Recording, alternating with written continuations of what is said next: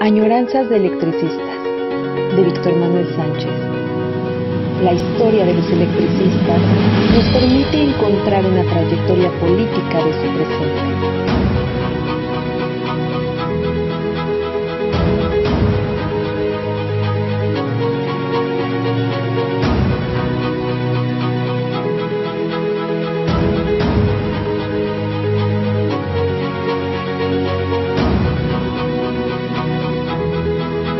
Comenzamos. Empezamos retomando el hilo de la semana pasada, del 7 de noviembre. Noté un poco por las prisas, por la problemática, un poco confuso el asunto. De por sí es complejo y las añoranzas de electricistas, como lo he dicho casi todas las semanas, de por sí son complejas y complicadas, porque así es el mundo social y político, porque así es México, el México capitalista que vivimos y el México en esta nueva etapa de que ya hemos llamado neoliberalismo, pero se llama eh, realmente nueva fase del capitalismo. Y que hemos comentado en ocasiones que es neoporfirista, porque detalla cuestiones esenciales de la época de Porfirio Díaz y sin embargo es más profundo, o incluso podríamos decir el avance y la lucha ideológica es muy fuerte. En fin, agradecemos como siempre a Radio ESME, a Iván Hernández, que nos permite cursar y cruzar las vías internauticas, las nubes y los espacios de las ondas hertzianas, para poder estar ahí en los canales posibles que Radio ESME tiene a su disposición, probablemente contratados, por supuesto, porque no se olvide, estamos en un país capitalista. En fin, eh, la propuesta de esta añoranza de electricista es tratar la etapa eh,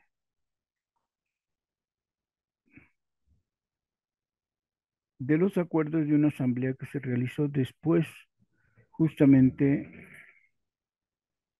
perdón, un año antes del golpe de la extinción, del golpe burgués. Para nosotros, antes que golpe de Estado, es un golpe burgués. Es decir, el Estado actúa sí, pero porque la presencia de las empresas de energía internacionales, especialmente las españolas, las norteamericanas, han decidido apropiarse del mercado de la energía eléctrica mexicana, que era un monopolio de la nación. Han decidido destruir este monopolio justo para crear el mercado eléctrico, que como sabemos se abre desde 1992 con las modificaciones que se hizo eh, de palabras al reglamento de la ley de la industria eléctrica mexicana. Es un cambio de palabras, solamente el público y lo no público. Y a través de eso se destruye la gran obra de ingeniería, la gran obra de la economía política integral que había decidido el Estado mexicano, que aún así, como digo, la gran obra es de un Estado burgués, de unas relaciones sociopolíticas capitalistas. Eso no podemos olvidarlo. Y que la lucha de los trabajadores desde esa perspectiva no tiene una alternativa concreta para ello. Tiene propuestas de algunas mejoras dentro de este capitalismo dependiente histórico. No ha habido una propuesta obrera radical en contra del capitalismo. No hay posturas anticapitalistas. Los sindicatos mexicanos, todos, y los más perseverantes o los que se quieran llamar democráticos independientes, solo buscan la mejora de las condiciones de trabajo dentro del capitalismo. Como yo suelo decir en clase, es que la clase obrera mexicana, cuando logra avances, entonces vive de rodillas, pero puede tener una almohada suave o dos, un tapete, un reclinatorio, pero está de rodillas. No ha habido una propuesta anticapitalista que se vaya construyendo poco a poco. El mercado del capitalismo, sobre todo en esta nueva etapa, es dominante y dependemos, porque tampoco hemos construido una alternativa solidaria, como se menciona luego en algunos lugares, una economía solidaria de consumo específica, ¿no? Y entonces estamos en este batallar de manera constante. Hay algunos que se quieren llamar analistas, que incluso presumen que es en una política de análisis desde abajo, pero por ejemplo, a las primeras palabras que uno les escucha dice, los partidos políticos siguen igualitos. No puede ser. La clase política está igual. Bueno, entonces, si está igual, ¿cómo la combatimos? ¿Cómo creamos una alternativa? ¿Qué tipo de alternativa hay? Pues no consultan la jornada, ven dos, tres noticias y a través de opinar, comentar la noticia ya son de izquierda, sin un análisis profundo, crítico, sin haber leído, por ejemplo, ya si quieren no lean a más, pero a Rosa Luxemburgo, no lean a Lenin, pero a José Revueltas. Hay opciones de interpretación. Justo José Revueltas, esta tesis de que no hemos superado eh, la concurrencia, la creación de una política anticapitalista, esta idea no es mía, es de José Revueltas. Dice que propiamente en los años 60, cuando escribe el ensayo sobre un proletariado sin cabeza, diciendo que no tenemos perspectiva analítica en el cerebro en contra del capitalismo, dice, la clase obrera, el movimiento obrero mexicano, es un proletariado sin cabeza. No hay perspectiva de clase y no tenemos un análisis anticapitalista. Entonces, por ejemplo, y lo he mencionado en las añoranzas, eh, quien reprime cruelmente a los electricistas, bueno, el movimiento obrero de la capital que se levantó en huelga general a través de la Federación de Sindicatos Obreros del Distrito Federal, quien reprime acremente, persigue, encarcela, destruye los edificios sindicales de ese momento, es Carranza. Entonces es para que esa idea de ese suceso, esa propuesta de análisis quede en el pensamiento obrero de la época. Carranza es el sinónimo del enemigo número uno de la clase obrera. Y justo para 1918 se ha olvidado esa propuesta analítica. Y la construcción que tiene Carranza de una constitución domina el pensamiento obrero en lugar de una crítica y de la propuesta de una construcción diferente de país. a través de los años 20, 30, 50, se consolidó la ideología de la Revolución Mexicana y de su constitución. Y todo el mundo ha olvidado el ejemplo práctico, duro y objetivo de que para tener esa constitución, solo de gente de Carranza, primero destruyó, casi desbarata, casi extingue las organizaciones obreras en 1916. O sea, el enemigo público es el naciente Estado mexicano de manos de Carranza. Y se nos ha olvidado el proyecto que se llama el proyecto de nación de la Constitución es un proyecto de nación capitalista. La democracia que se practica en el país es una democracia representativa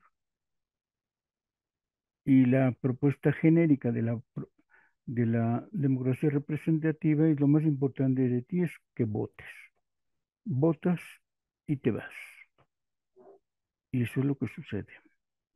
En fin, a lo que vamos es, en este proyecto de esta etapa que queremos cubrir del 2008, ahí los sucesos son muy importantes, lo que va a suceder, y tiene sus partes.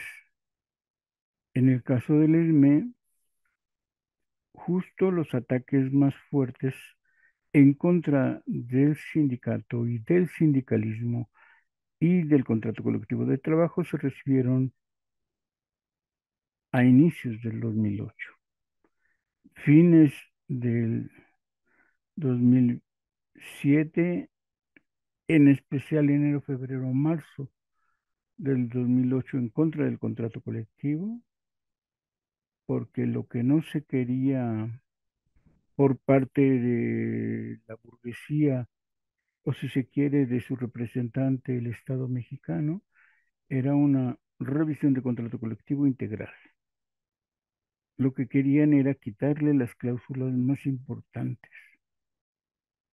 Y el ataque, lo que logran, porque tienen el poder económico político, es que usando los medios de comunicación masiva, burguesas o compradas, como luego se dice, apoyan el ataque y convierten sus propios medios, Televisa, que el propietario es los Azcárraga, o TV Azteca, que su propietario los Salinas, y uno dice Salinas y recuerda uno al presidente Salinas, por supuesto. Entonces son propietarios de estos medios, el Reforma, los periódicos del momento, la radio, que también está, por ejemplo, en la estación de radio más vieja es de Azcárraga, la W, que es que tiene un gran prestigio y demás, pero responden a su propietario. Logran, a través de esta opinión pública generada por sus propios medios de comunicación, que se escuche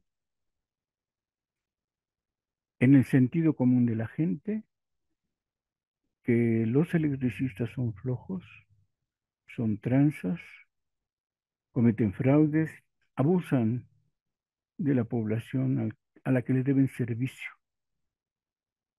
Y entonces se lanzan en contra de sus salarios, en contra de sus prestaciones.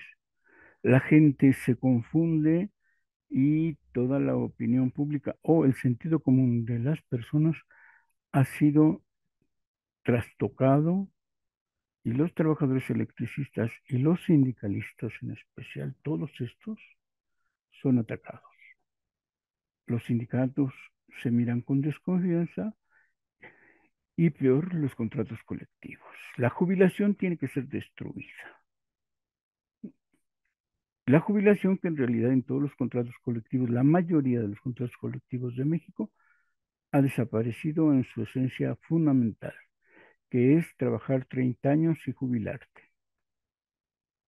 Se rompe esa esencia de la jubilación y entonces tú te vas a jubilar a los 65 años, ya no con 30 años de trabajo. Entonces, propiamente se ha roto la esencia de la jubilación. Esto sucede en 2007, 2008 y esta es la esencia del combate. ¿Qué es lo que quiero decir con esto? Que se está preparando, se ha venido atacando a los contratos colectivos, en especial a los que tienen prestaciones fundamentales para la clase obrera, sí, dentro del capitalismo.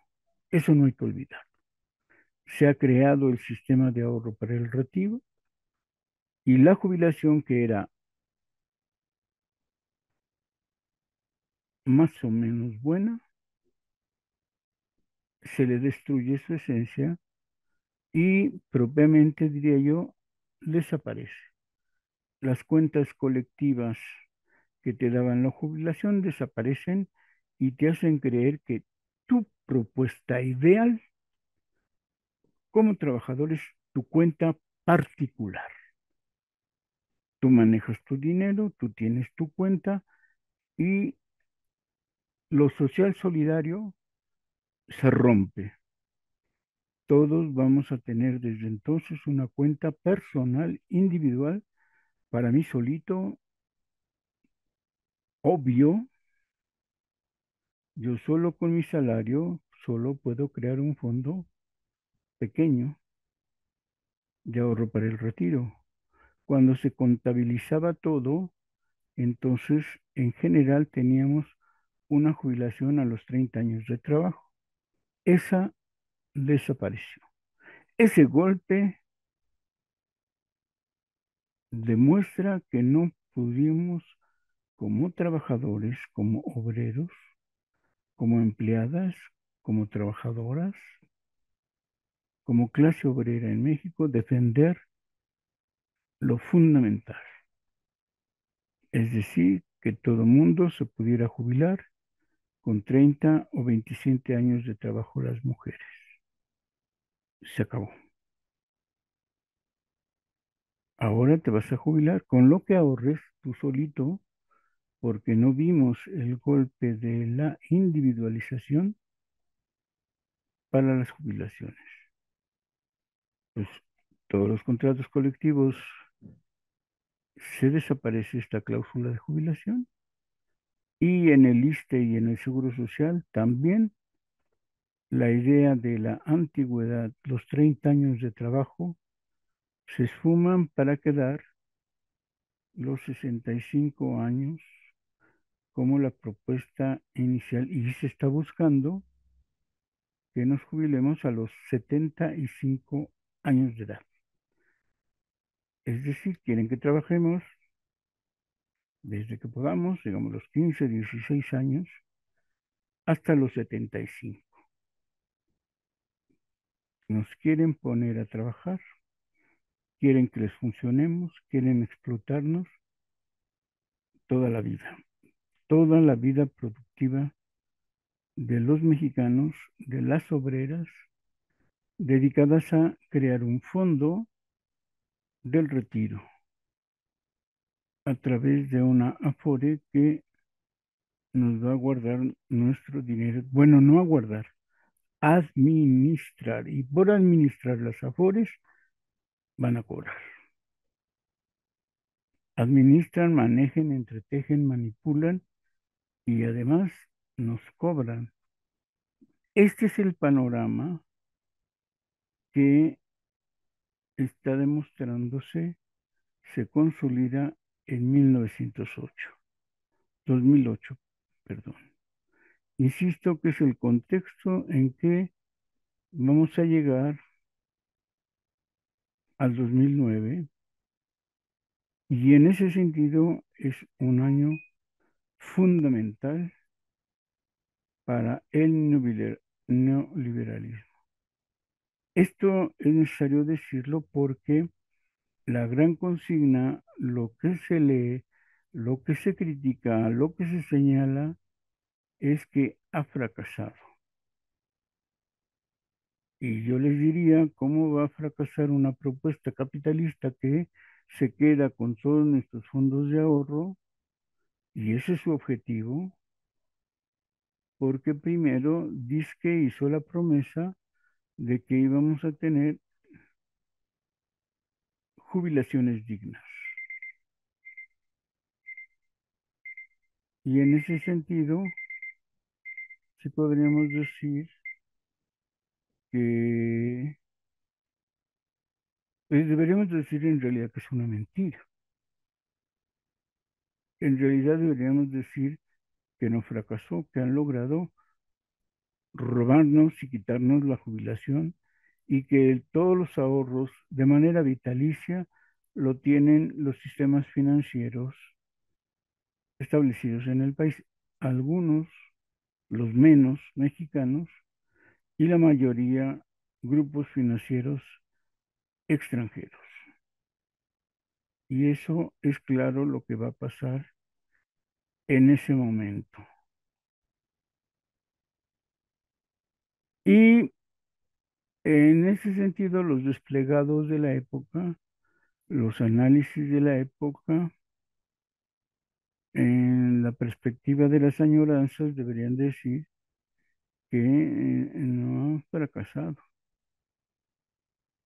que han logrado derrotar. Pero como ellos ofrecieron Salinas de Gortari como representantes, sus representantes del Estado, de estos, capital financiero internacional, de esta burguesía establecida en el país, nacional e internacional, convencieron que no hubiera huelgas, gigantescas marchas, oposición a toda la política neoliberal. O sea, no ha habido una huelga nacional como la de 1916 que supusiera al despido de miles y miles de empleados del gobierno o de los aparatos o de las empresas paraestatales, ¿no?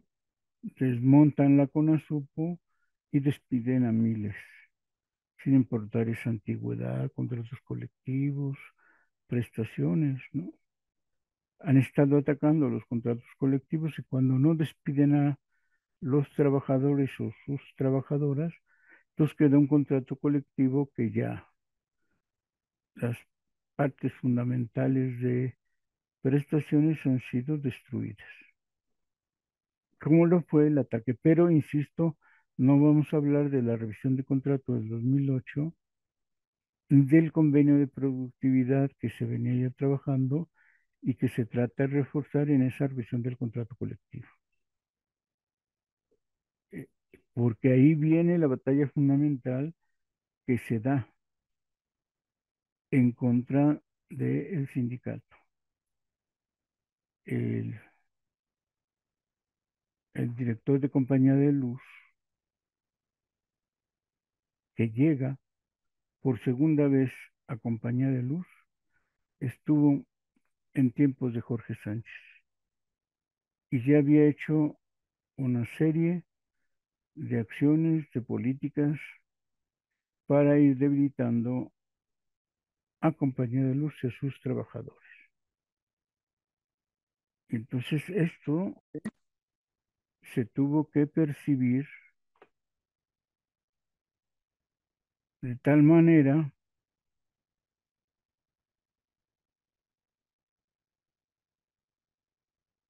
perdón, espero que se siga oyendo porque me salió un letrero, es probable que estén viendo. Entonces, justo cuando llega por segunda vez este director de compañía de luz, comento en todos los medios posibles que puedo que hay que tener cuidado con él, que puede venir preparado para acciones eh, que definan eh, otro derrotero de la compañía de luz. Recuérdese que eh, en la primera ocasión eh, la compañía de luz estaba en liquidación y que tener la liquidación desde tiempos de Luis Echeverría a aquel momento significó que podían o no invertir, que podían o no crear obras nuevas, que se podía o no dar mantenimiento profundo a las instalaciones de la compañía, porque en esa idea llegaba Gutiérrez Vera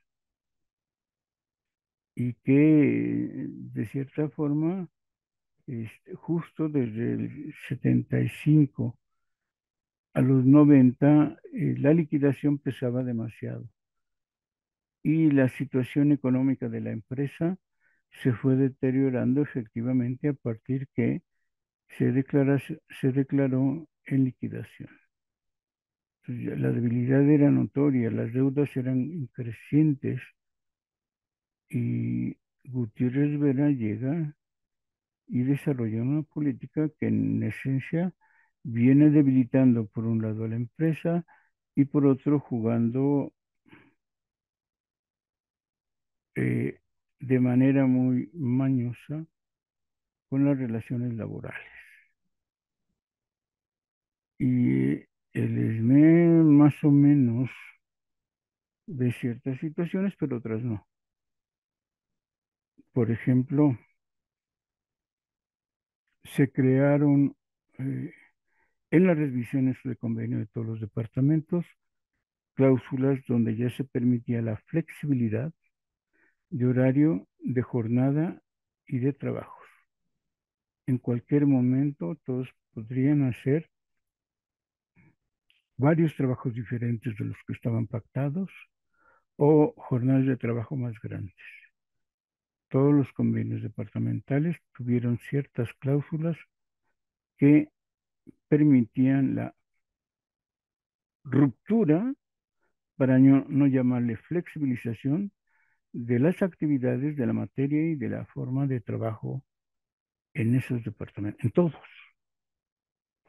porque estaban determinados puntos, tres o cuatro partes de los convenios que permitían y daban esa facilidad a las gerencias.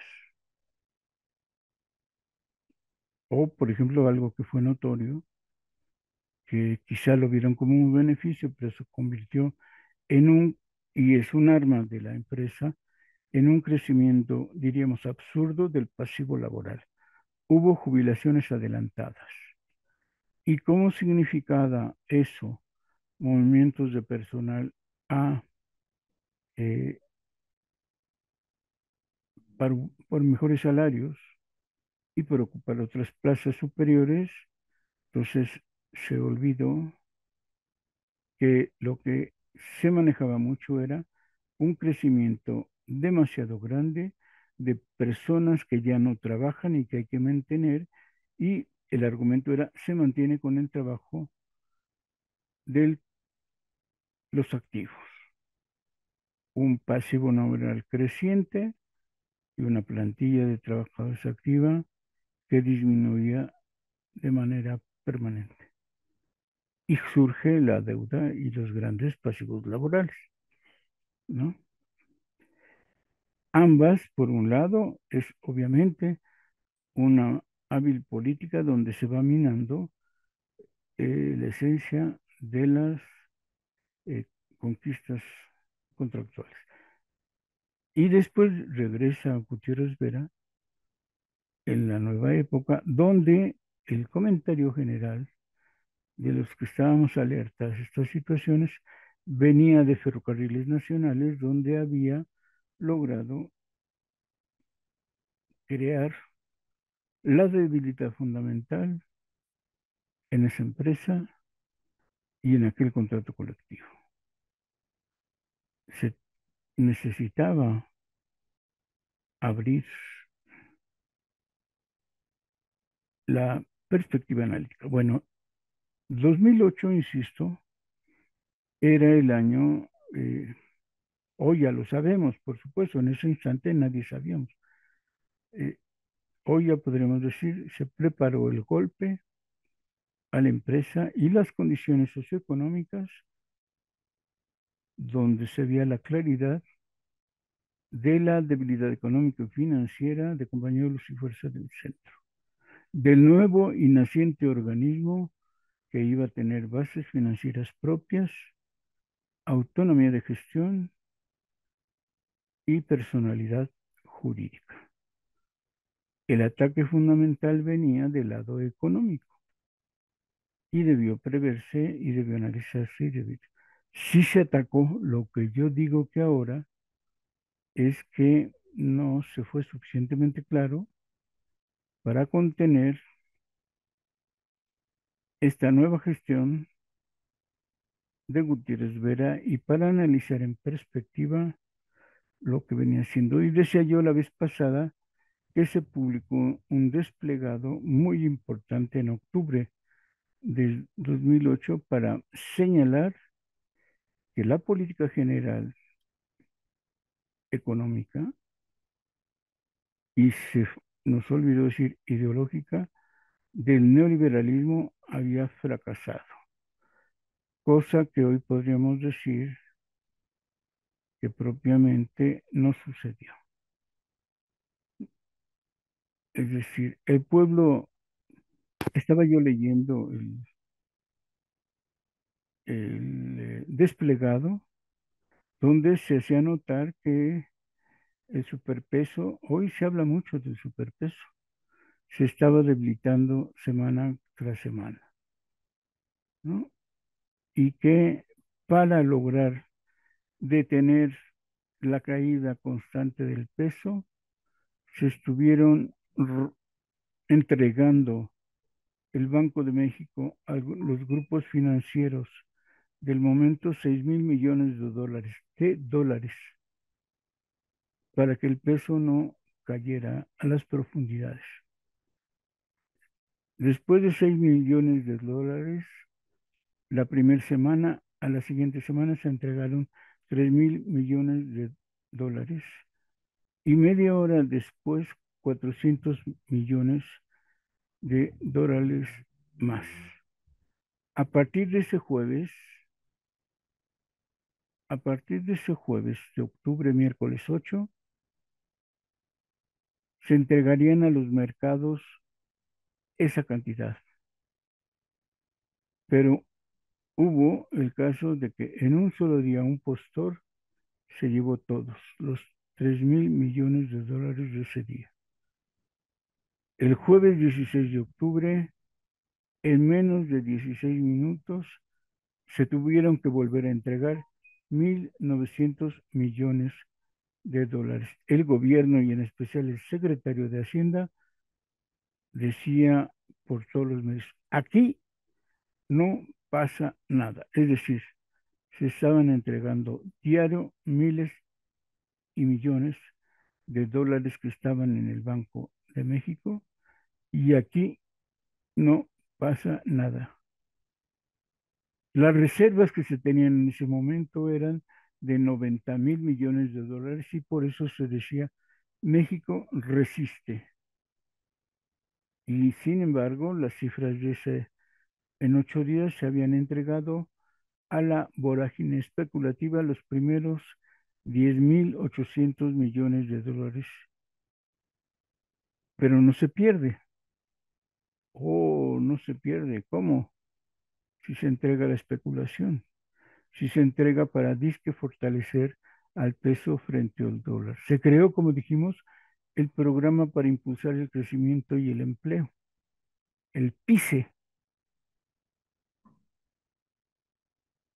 y se ofrece entonces en el país de aquí no pasa nada, un plan económico que confesaba que en realidad la situación económica general del país estaba grave, ¿no? Se va a ampliar el gasto público en infraestructura para que se apoyara de esa manera al Producto Interno Bruto y se libera a Pemex de deuda de PIB. Y lo más curioso es que se va a construir, se entregan a Pemex 12 millones de pesos para que se construya una refinería. Hoy cuando se ve esa entrega de reservas internacionales, lo que sí podemos saber es que eso hubiera permitido construir 4 refinerías. Pues con 48 millones de pesos era suficiente para esas 4 refinerías. En ese momento, Compañía de Luz requería al menos 10 millones de pesos para tener mantenimiento básico y para tener crecimiento en inversión. Con 30 millones de pesos se tendría un avance sólido, pero no se quiso fortalecer al naciente organismo de Luz y Fuerza del Centro. 78 millones de pesos pudo haber apoyado el crecimiento de recurso estratégico para la economía y el bienestar social, para gas, gasolinas, diésel y electricidad, que era la industria estratégica. No se hizo, no se hizo. En 8 días se sumaron las reservas internacionales de más de 140 mil millones de pesos. Se entregan, se dijo, para fortalecer el peso. En realidad fue para fortalecer el dólar y se debilitó el peso. Y entonces, como se acercaban las elecciones, resultó que este programa llamado PICE era la pieza electoral para mantener tranquilidad económica y financiera al país. En realidad también sucedió al mismo tiempo que las condiciones sociales de los mexicanos quedaron, como en otras ocasiones, manipuladas por estos nuevos neoliberales, siempre prometiendo con ánimos de promesa, diciendo: esto lo hacemos para el bienestar del pueblo de México. Estamos en una crisis y sin embargo se dice que no, que se va a cumplir con las necesidades del pueblo, y sin embargo están sometiendo a una vida de miseria, de pobreza. Le llamaron vida precaria. En este programa resaltan dos cosas por las que los sindicalistas venían luchando. Recuerden que es un desplegado del ESME. Parece que se van a corregir las cosas con esta política a través de este programa llamado PICE. Parece que no querían fortalecer a Pemex y que se la va a permitir. Parece que Pemex va a tener capacidad propia de inversión para producir gas, gasolinas y diésel con la refinería que se iba a construir. Y ese dinero, como supimos después, sirvió para una barda, el perímetro de una barda, sin nada más. Los PYDEGAS que acababan a Pemex y a CFE, lo sabremos después, cercenan el potencial de Pemex y de CFE y se dice que se van a quitar. Los PYDEGAS son la deuda general en las empresas estratégicas. Parecía que se iban a corregir, pero no. Insisten en llevar a cabo la reforma de Pemex y a pesar de todo presionan a las cámaras para sacar a como de lugar las iniciativas de ley. Recordemos que se hizo un foro especial en el Senado en la cual los sindicatos más importantes y poderosos del país presentaron ponencia. El ESME llegó con una ponencia que daba claridad al asunto, defendiendo en ese momento a Pemex para que Pemex se liberara y cumpliera con sus partes estratégicas de la economía. Porque Pemex seguía siendo el sostén de la economía mexicana, tanto del presupuesto como las medidas de emergencias de esos años descansaban en los ingresos petroleros. Eso era notorio y evidente. Si algo debería quedar como propiedad de la nación, estaba demostrado al 100% los recursos estratégicos de energía. La batalla por la defensa y aplicación del 27 constitucional Se redobló. La trinchera convocó a los obreros y al ESME. La trayectoria de un proyecto nacional tiene una perspectiva que debe de ser la de la Constitución y en especial la política económica del 27 constitucional. Ahora a nivel nacional se sabía de los errores de los gobiernos neoliberales y la certeza de las propuestas hechas desde la posición del ESME como de las fuerzas progresistas del país. Insistimos, recordemos, es una defensa del capitalismo establecido en la Constitución mexicana. No hay anticapitalismo, hay, por el contrario, una defensa cierta del capitalismo nacional, coordinado o dirigido desde el Estado mexicano.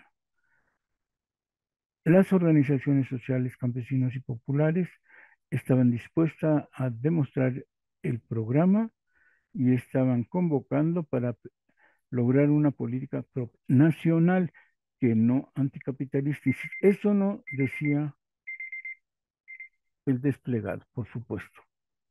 No dice crear una alternativa anticapitalista. Es decir, está demostrado que se alude al nacionalismo de una larga trayectoria en México y como dije al principio, que los trabajadores desde ese momento no lo combatieron. Hoy los embates de la crisis económica proponen cerrar filas, mantener la unidad y reforzar una posición a través de amplios frentes populares, sindicatos y asambleas generales y congresos locales y nacionales.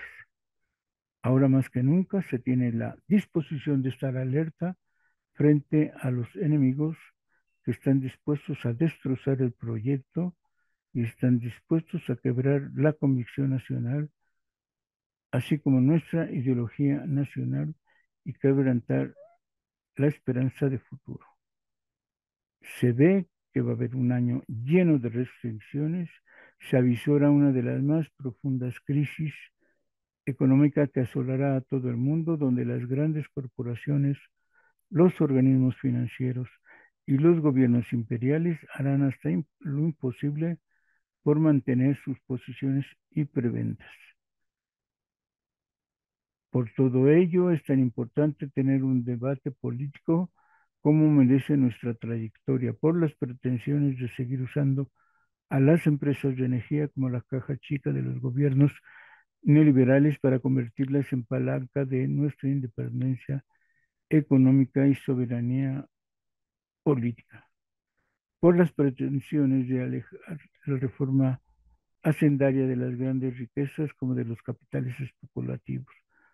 Hoy más que nunca, vistas las cosas como están, se requiere de una revisión a fondo de los impuestos y para terminar con la voracidad de estos capitales, que paguen más impuestos quienes más tienen, porque se olvida el campo y se descuida la educación. Por todo ello, los trabajadores debemos estar firmes, combativos, al frente y desde nuestra trinchera.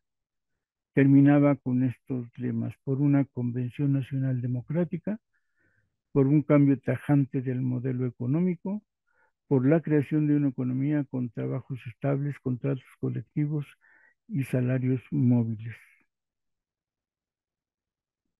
por tener, diríamos así, un capitalismo mejor. El capitalismo se puede mejorar, es lo que concluye.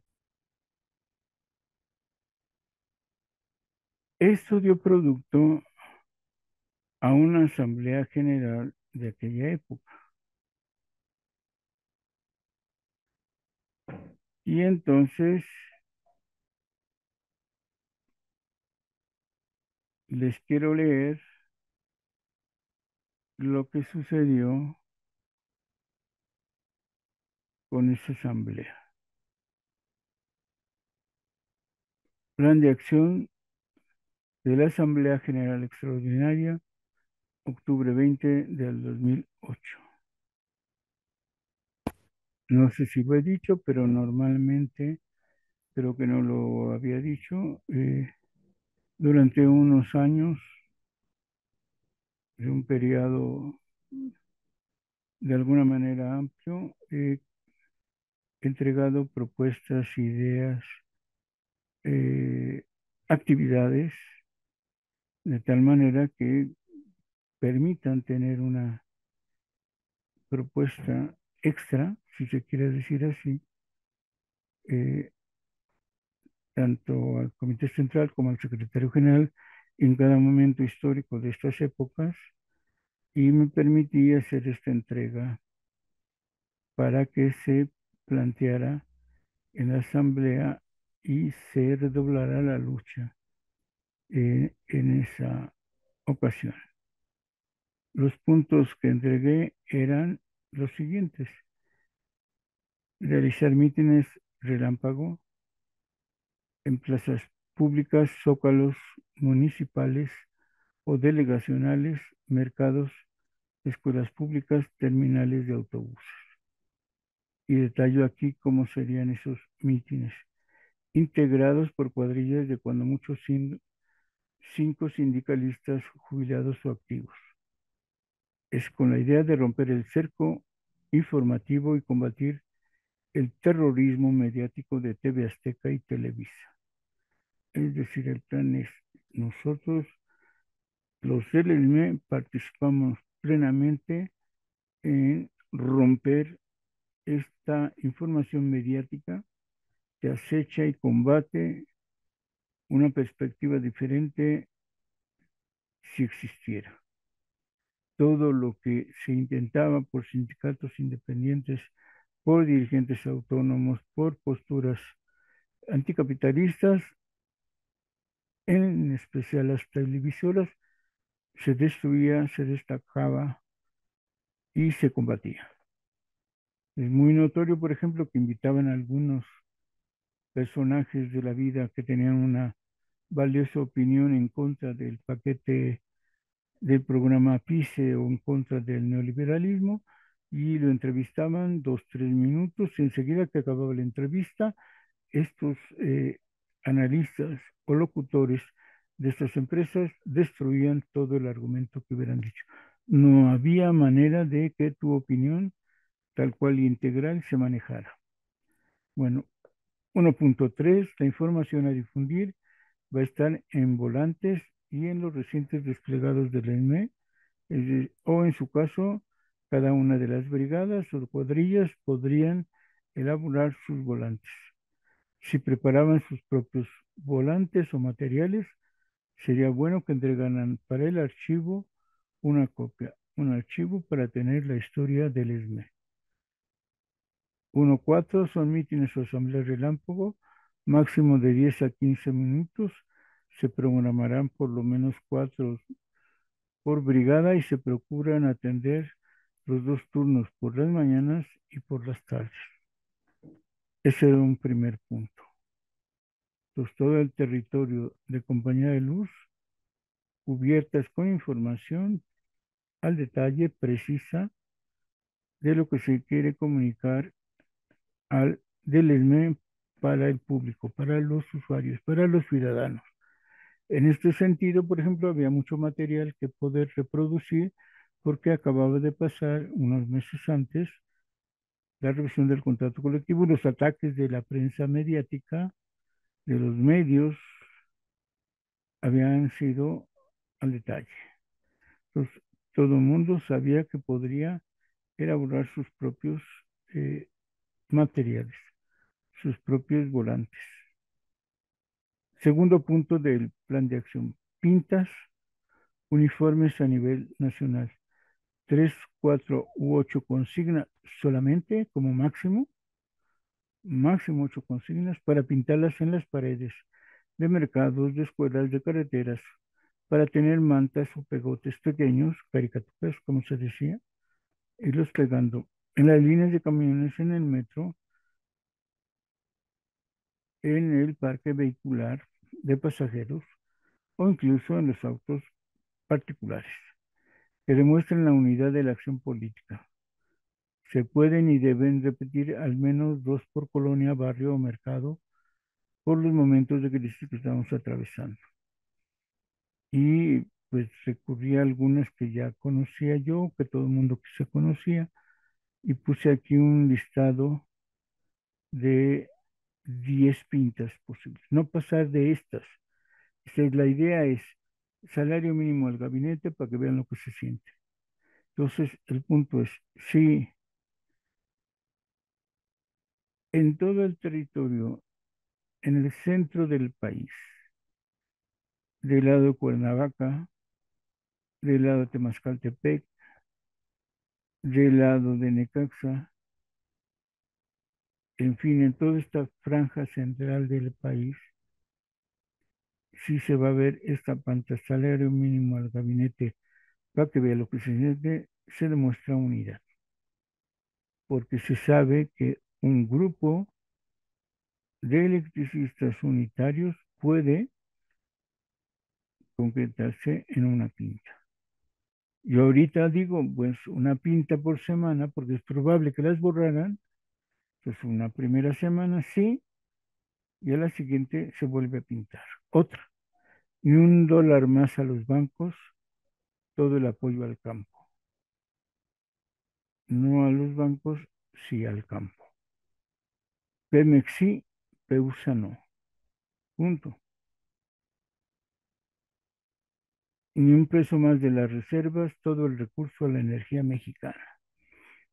En efecto, que dice uno, ¿qué hubiese sucedido si los tantos de millones de dólares entregados a la especulación se entregan a Pemex, a CFE y a Compañía de Luz? Fundamental, sostenías a las empresas de energía, a las empresas estratégicas y por tanto al país. Y por ejemplo, esta, que recuerda una famosa, el petróleo es de quien lo trabaja, que sea de México, que lo trabaje en México. Punto. Muy, entiendo, creo, presumo, pues, ni modo, que son consignas breves, pero con la idea de que esta misma consigna se reproduzca. Si tienes una organización o una central obrera que apoye las causas que estamos diciendo, pues sería fabuloso que para un México democrático, trabajo y salario mínimo nacional sería imprescindible.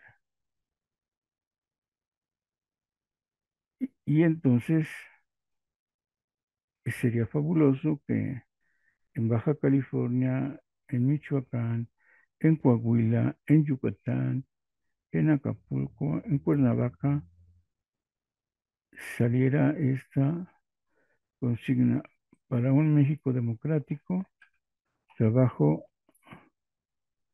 y salario mínimo nacional.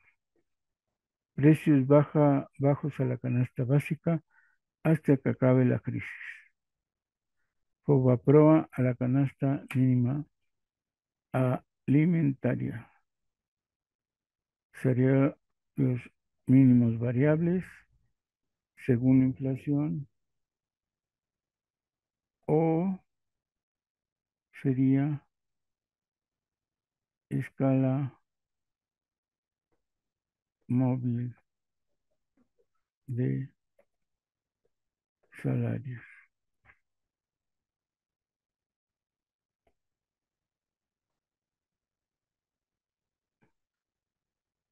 El punto es que se notara esta unidad de pensamiento y de acción. Cobro completo a los impuestos a las transnacionales.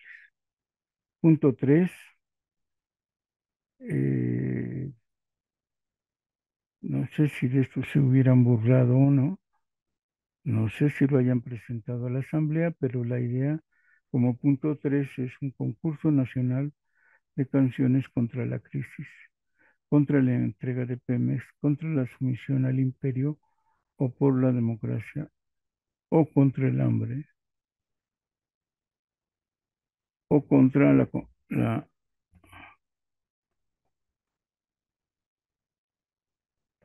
destrucción de la compañía de luz. Entonces, seguramente en todos lados ibas a tener compositores y cantores y de una manera alegre, contenta, crítica, hubiesen salido infinidad de propuestas. Entonces, que se convoca el concurso y cada 15 días en los jardines de los municipios y delegaciones se escuchen a los concursantes. Dos, que todas las organizaciones sindicales, políticas y asociaciones civiles reciban las propuestas de canciones o corridos surgidos de entre de sus integrantes o del pueblo en general. La convocatoria podría tener un plazo de 3 meses para cerrar en diciembre con este concurso y tendríamos así 3 meses completos de estar escuchando en los kioscos de las 18 delegaciones en los municipios circunvecinos integrantes de estos concursos.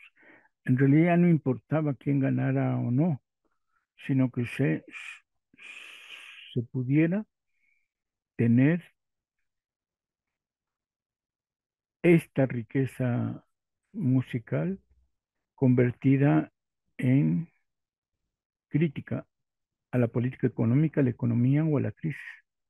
Que se integre un jurado para seleccionar a ganadores, 5 personas fuera el jurado o 13 nada más, para tener suerte, que se financie en la posibilidad de todos. Esto sería el premio, la grabación entre todos nosotros, organizaciones civiles, sociales, sindicales y políticas, que los diputados locales y federales opinen por el placer de la música. 4, que existen varios géneros musicales, se seleccione 3 o 2 de cada uno, dependiendo de la cantidad de géneros o de participantes, corridos, boleros, rancheras, rockeros, salsas o banda. Que en enero se tenga el disco Las Intocables de la Raza, ganadoras para difundirse entre el pueblo. Hoy podríamos decir a través de YouTube, estarían así porque ninguna disquera comercial podría hacerlo. Y de vuelta a la plaza pública para cerrar con broche de oro con los ganadores. Bueno, esta idea era para poder tener una crítica musical fuerte, valiente, por la gente, por los barrios, las colonias. 4, que se elija una de las consignas para colocarlas en las salidas o entradas de las 4 carreteras federales que circundan a la capital en anuncios espectaculares.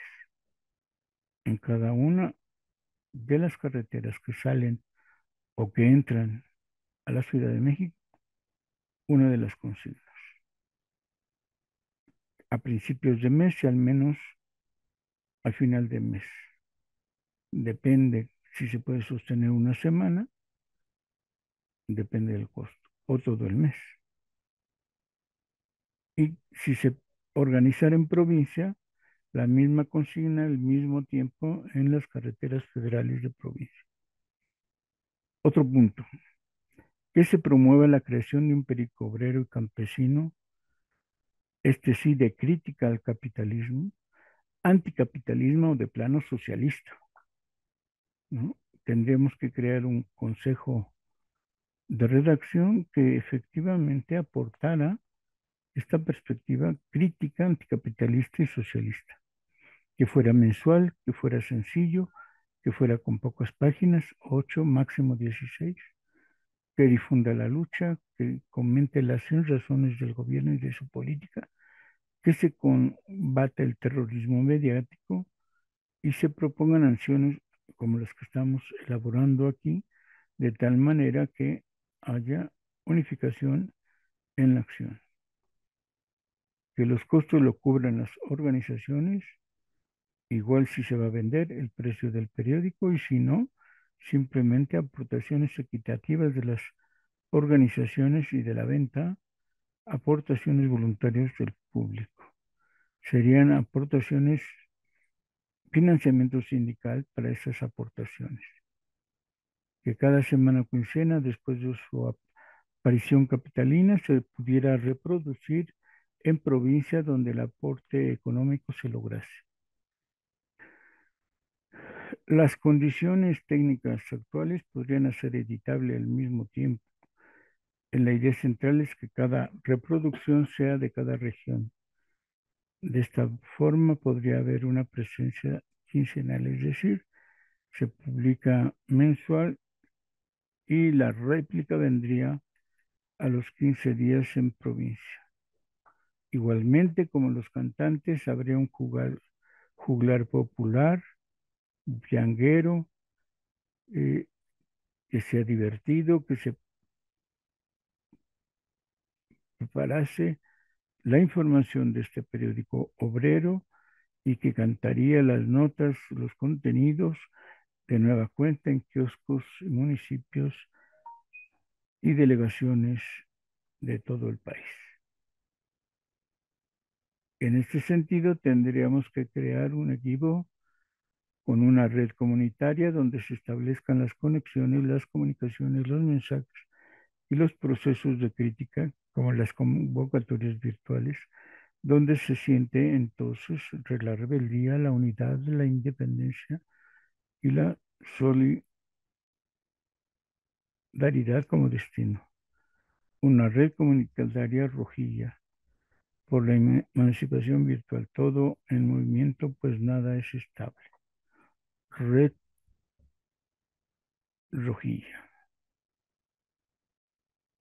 Esta autología, claro, red rojilla, red en inglés y rojilla, consignas o pintas y volantes en conjunto mostrando la unidad obrera territorial en el país, en el barrio por barrio, en los kioscos por kioscos, así como en la acción como las ideas. Muestra de esta unidad para romper el cerco y mostrar nuestra unidad de acción. La idea, por supuesto, es tener ideas centrales, propuestas unitarias y expresión social y popular. De tal manera que el predominio de Televisa y TV Azteca y de los periódicos o de la radio nacional, que son propiedad de los grandes burgueses del país, tuviera su respuesta alternativa. Insisto, esto fue propuesto, algunas cosas se retomaron, otras obviamente no, pero digamos, el interés del momento reflejaba la posibilidad de tener esta expresión social popular. Por ejemplo, en el ISME hay bastantes compañeros que cantan, bastantes compañeros que componen, que inventan los corridos, sin darnos cuenta de verdad ya están ahí haciéndolo y entonces si en el ISME hay, en el pueblo mexicano, sobran compositores de este tipo, entonces se podría hacer muy bien estos objetivos que hemos propuesto. Insisto, es el mes de octubre del 2008, es un intento de respuesta alternativa a la política de gobierno y en aquel preciso momento la defensa para evitar la reestructuración de Pemex y del petróleo en México.